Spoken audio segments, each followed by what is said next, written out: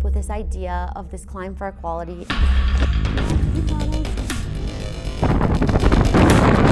If we sweep it out from under the rug, then we can actually begin to create a positive change for the future generations.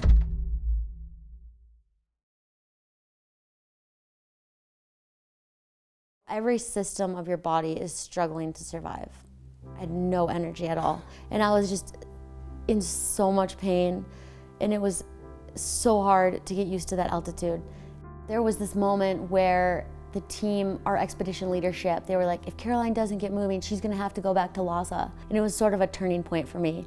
And just that mantra of like, do I really want to quit? How sad would that be if I didn't summit and I was trying to make this statement about gender equality? And I think that that's part of the reason you do it, is to see what you're really capable of. The progression of camps on Everest is a really interesting thing, and it's a huge cycle of acclimatization.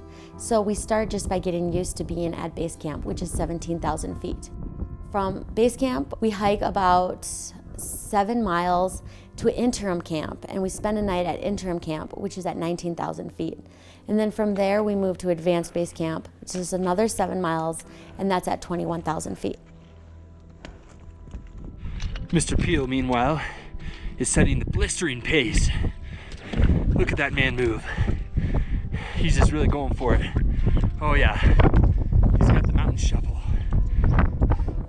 So we flew over here with a bag full of goggles and sunglasses to give to our Sherpa staff. So we're gonna go and get that process started. Tashi! Tashi! At Advanced Basecamp, the wheels really came off, and I had already been battling this sort of upper respiratory infection that I had got on the plane. And there were days I just barely got out of the tent. I just didn't even want to eat, and I was just incredibly exhausted. I want to go home. Just woke up from a nap in my tent, and it's our second day at ABC at 21,000 feet, and I don't feel good. But I'm gonna get up and go to dinner and see how that feels. Okay, bye. The other part that made it really hard is that my team was moving really well, and they were all super strong. And so just it kind of went back to this feeling of inadequacy that I struggle with. I mean, this trip we had more women on our team, which was awesome, but still being the youngest, being the smallest, and then being the slowest down low, it can be so hard to let go of the social comparison. And for me, that was something that just made everything feel much worse.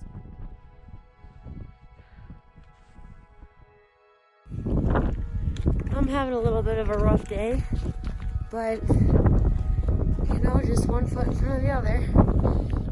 You just have to really tell yourself in those moments to do your own race. And it's not about how you start, it's how you finish. Let me do.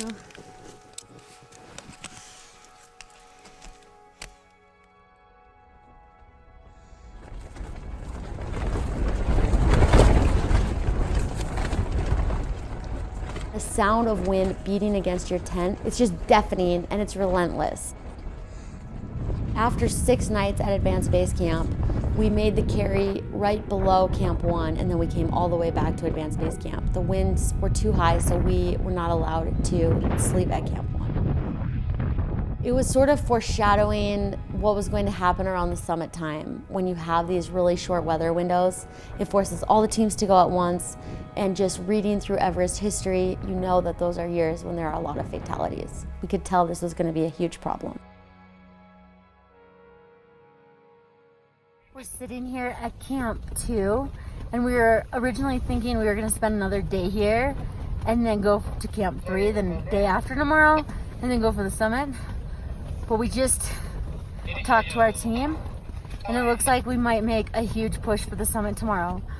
Oh my God, it's been such a crazy trip. I'm freaking out that we could be standing on the top of the highest mountain in the world tomorrow.